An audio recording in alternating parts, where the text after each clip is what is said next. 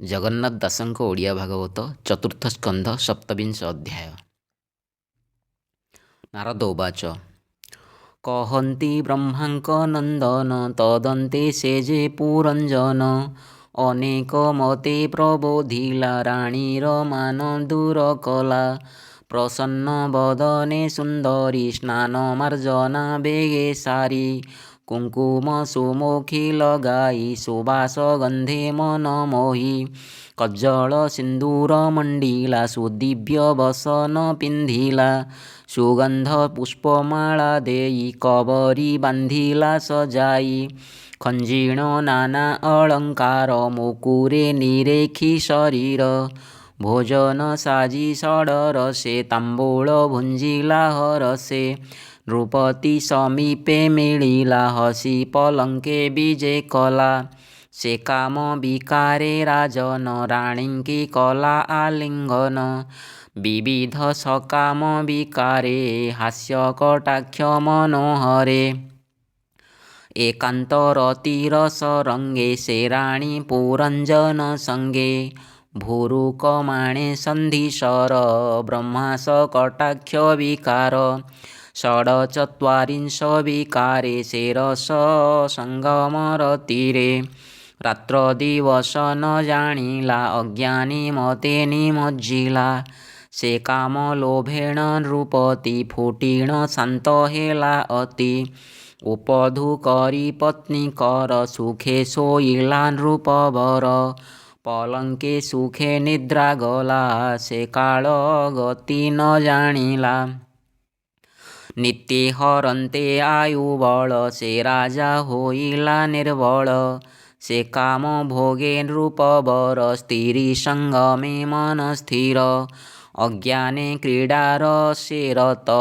ନ ଦେଲା ଜ୍ଞାନ ମାର୍ଗେ ଚିତ୍ତ ନବୀନ ବୟସ ରାଜନ ନାସିଲା ଏ ସ୍ତ୍ରୀ ଭୋଗେଣ ନିମିଷ ମାତ୍ର ସେ ମଣିଲା ଏ ଯୁବା କାଳ ବିନାଶିଲା ଏମନ୍ତେ ବହୁ ସମ୍ବତ୍ସର କାମିନୀ ବସେ ନୃପବର ଭୋଗନ୍ତେ ପୁରଞ୍ଜନ ଠାରେ ଜନ୍ମିଲେ ଦୁହିତା କୁମରେ 11 ଯେ କୁମର ଜନ୍ମ ଲଭିଲେ ଆଦ୍ୟ ତାର 10 ଉତ୍ତର କନ୍ୟା ଶତ ସୁଗୁଣଶୀଳ ହେଲେ ଜାତ ସେ କନ୍ୟା ପୁତ୍ରେ ବିଭା ଦେଇ ନିଶ୍ଚିନ୍ତ ହେଲା ନର ସାଇଁ ବିଭା ନିର୍ବନ୍ଧେ ନିମନ୍ତ୍ରିଲା ଅର୍ଦ୍ଧେ ଆୟୁଷ ତାର ଗଲା ପୁତ୍ର କନ୍ୟାଙ୍କ ପୁତ୍ର ଶହେ ପଞ୍ଚାଳେ ବଞ୍ଚନ୍ତି ସେ ରାଏ ଏ ସର୍ବେ ରାଜାର ଭଣ୍ଡାର ଲୁଟିଏ କଲେ ଯେ ବିହାର ତେବେ ହିଁ ମନ କ୍ଷୋଭ ନାହିଁ ବିଷୟର ସେ ମନ ମୋହି ଗନ୍ଧର୍ବ ଭୋଗେ ସେ ନୃପତି ବିଭ୍ରମେ ଅତି ମୂଢ଼ମତି ବିଷୟ ମମତା ବଢ଼ାଇ ବନ୍ଦୀ ହୋଇଲା ନୃପ ସାଇଁ ତଦନ୍ତେ ଯାଗ ଯଜ୍ଞ କଲା ଅନେକ ପଶୁଙ୍କୁ ବଧିଲା ଦେବତା ପିତୃଭୂତପତି ସେ ଯଜ୍ଞେ ପୂଜିଲା ନୃପତି ଯେ ରୂପେ ତୁମେ ହେ ରାଜନ କରୁଛ ଘୋର ଯଜ୍ଞମାନ ସେ ରୂପେ ପୁରଞ୍ଜନ ରାଏ ଅନେକ ପଶୁ କଲା କ୍ଷୟେ ବିଷୟ ମଦେଉ ନ ମତ କୁଟୁମ୍ବେ ବନ୍ଦୀ କଲା ଚିତ୍ତ ତଦନ୍ତେ ପ୍ରବେଶିଲା କାଳ ଯେ ହରେ ପ୍ରାଣୀ ଆୟୁ ବଳ ତାହାର ନାମ ଚଣ୍ଡବେଗ ଗନ୍ଧର୍ବ ରାଜ୍ୟ କରେ ଭୋଗ ଗନ୍ଧର୍ବମାନଙ୍କର ପତି ଅତି ପ୍ରଚଣ୍ଡ ତାର ଗତି 360 ତା ପ୍ରମାଣ ଗନ୍ଧର୍ବେ ଅତି ବଳବାନ ମିଥୁନ ଭାବେ କରି ସ୍ଥିତି ଏତେ ଗନ୍ଧର୍ବୀ ତହିଁ ଥାନ୍ତି ଗନ୍ଧର୍ବ ଗନ୍ଧର୍ବୀ ପ୍ରବଳ କେ କୃଷ୍ଣ କେ ଅବାସୁକଳ ଏ ସର୍ବେ ଚଣ୍ଡବେଗଙ୍କର ହୋଇଣ ଥାନ୍ତି ଅନୁଚର ସେ ଚଣ୍ଡବେଗ ଆଜ୍ଞା ପାଇ ବେଢ଼ିଲେ ରାଜାପୁର ଯାଇ ସେ ପୁରଞ୍ଜନ ଦିବ୍ୟ ପୁରୀ ଗନ୍ଧର୍ବେ ବଳେ ଜୁର କରି ସେ ନଗ୍ରେ ସେନାପତି ଏକ ରକ୍ଷଣେ ଥିଲା ସେ ଅଧ୍ୟକ୍ଷ ତାହାର ନାମ ପ୍ରଜାଗର ସେ ବେଗେ ମିଳିଲା ଆଗର ତାହାଙ୍କୁ ମାରି ଘଉଡ଼ିଲା ଅନେକ ଘୋର ଯୁଦ୍ଧ କଲା। ସେ 7 ସମ୍ବତ୍ସର ନିତ୍ୟେ ଯୁଝିଲା ଗନ୍ଧର୍ବ ସଙ୍ଗତେ। ଗନ୍ଧର୍ବେ ଅତି ବଳବାନ ତାହାକୁ ମାରି କଲେ କ୍ଷୀଣ। କ୍ଷୀଣ ହୁଅନ୍ତେ ପ୍ରଜାଗର ସେ ଘୋର ତାପେ ନୃପବର।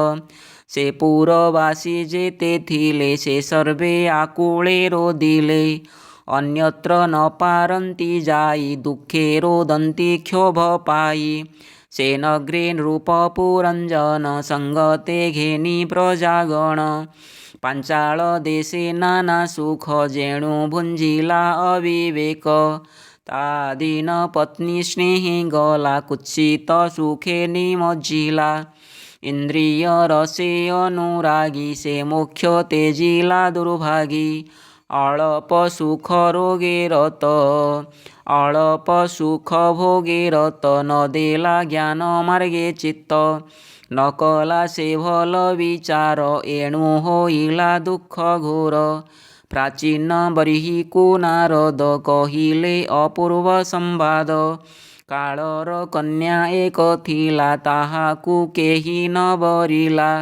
ଏ ତିନି ଲୋକେ ସେ ଭ୍ରମଇ ଡରେ କେ ତାକୁ ବିଭା ନୋହି। ସେ ଯାରେ ବର ଇଚ୍ଛା କରେ ସେ ଦେଖି କମ୍ପେ ଥରହରେ। ସେ ସର୍ବ ଅଭାଗ୍ୟର ଧାମ ଏଣୁ ଦୁର୍ଭାଗା ତାର ନାମ। ସେ କନ୍ୟା ପୂର୍ବେ ଏକ କାଳେ ଯଯାତି ବଳେ ବିଭା ହେଲେ। ତାଠାରେ ବୈଭୋଗ ସାରି ପୁତ୍ରକୁ ବରେ ଇଚ୍ଛା କରି। ତାହାକୁ ଯଯାତି ରାଜନ ପୁତ୍ରକୁ କଲେ ସମର୍ପଣ। ତା ଜ୍ୟେଷ୍ଠ ଯେତେକ କୁମର କେହି ନ କଲେ ଅଙ୍ଗୀକାର। କନିଷ୍ଠ ପୁତ୍ର ପୁରୁଥିଲା ସେ ପିତା ଆଜ୍ଞାରେ ବରିଲା। ତାହାର ସଙ୍ଗେ ନୃପବର ତାହାର ସଙ୍ଗେ ନୃପବଳ ଅନେକ ଦିନ କଲା ଭୋଳ। ବର ଇଚ୍ଛଇ ନିରନ୍ତରେ ଦେଖିଣ ପ୍ରାଣୀ ତାଙ୍କ ଡରେ। ତାହାର ସଙ୍ଗେ ନୃପବଳା ଅନେକ ଦିନ ଭୋଗ କଲା। ବର ଇଚ୍ଛଇ ନିରନ୍ତରେ ଦେଖିଣ ପ୍ରାଣୀ ତାଙ୍କ ଡରେ। ଏମନ୍ତେ ସେ କାଳ ଦୁହିତି ସେ ବରେ ନୋହେ ଦୁଷ୍ଟମତି। ତା କାମ ଭୋଗେ ବଳ ହରି ତଦନ୍ତେ ସଂସାରେ ବିହରି। ମୁଁ ଦିନେ ବ୍ରହ୍ମଲୋକଠାରୁ ଏମହି ଭ୍ରମଣ ଇଚ୍ଛାରୁ। ଏମନ୍ତେ କୃଷ୍ଣର ସେ ରସି ମୋତେ ଭେଟିଲା ଦୁଷ୍ଟ ଆସି।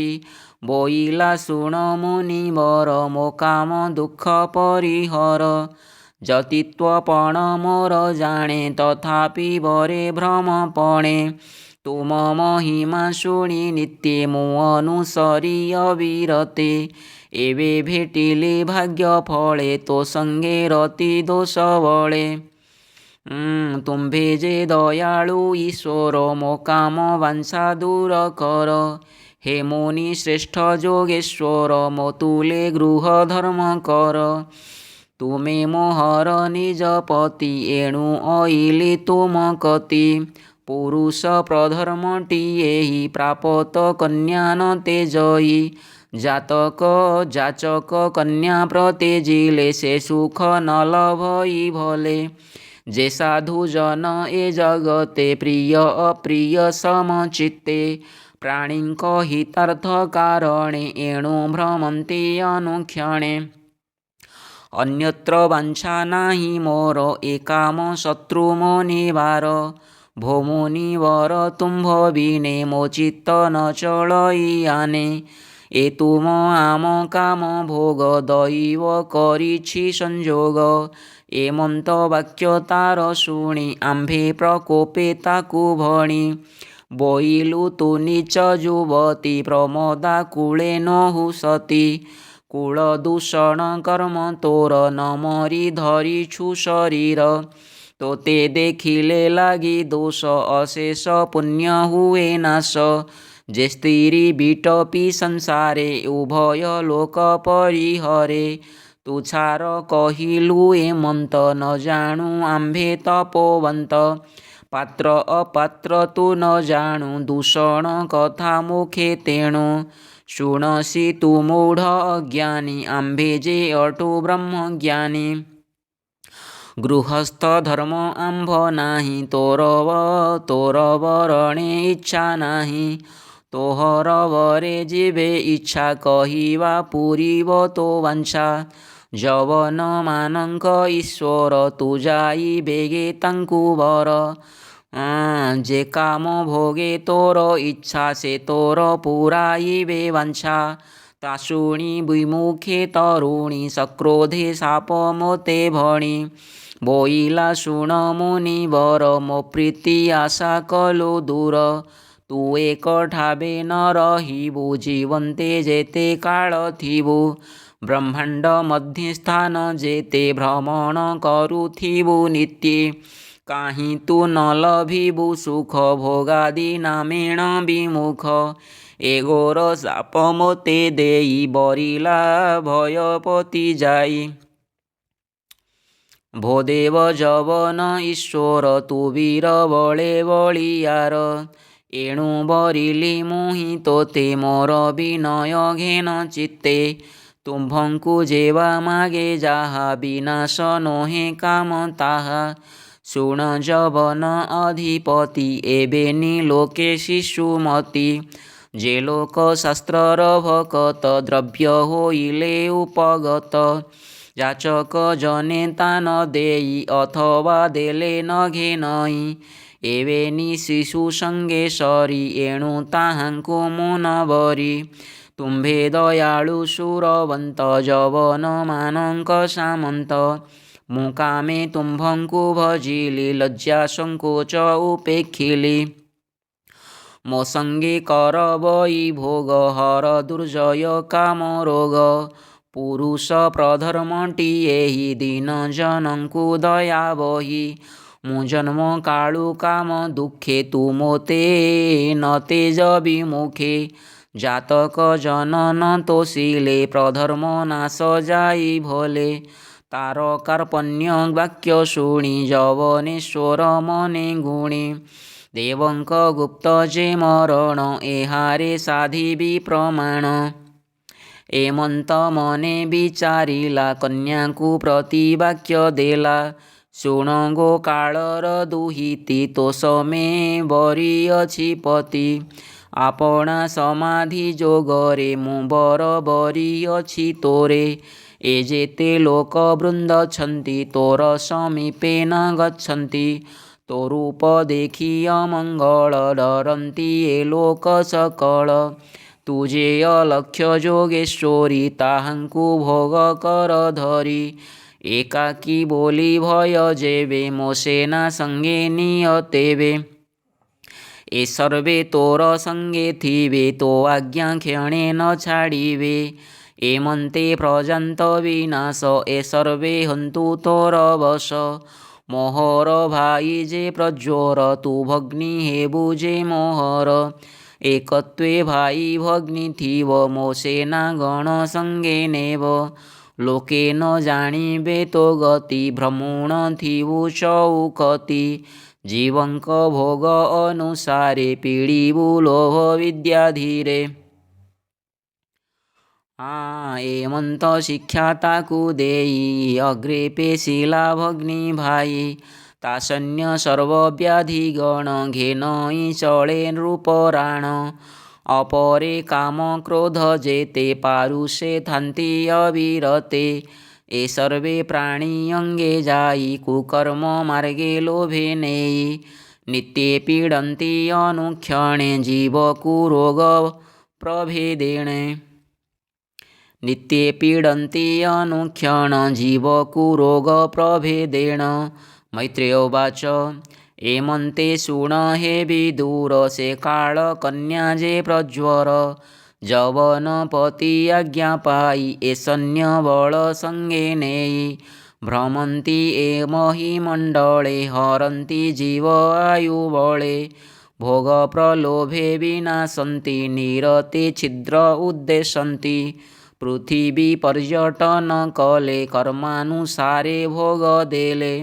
चतुर्थस्कन्ध भागवत नारद प्राचीन भगत ए पुरञ्जनर आख्यान सप्तविंश अध्याय सम्पूर्ण एहा जे श्रवणे ଶୁଣନ୍ତି ସଂସାର ବନ୍ଧୁ ନିସ୍ତରନ୍ତି ସେ ପ୍ରାଚୀନ ଗ୍ରନ୍ଥ ପୁରାଣ ନାରଦ ତାହାରେ ବଖାଣ ଭଣଇ ଜଗନ୍ନାଥ ଦାସ ଏକାଳେ ହୋଇଲା ପ୍ରକାଶ। इति श्रीमद्भागवते महापुराणे पारमहंस्यां संहितायां चतुर्थस्कन्धे पुरञ्जनोपाख्यान सप्तविंशोऽध्यायः।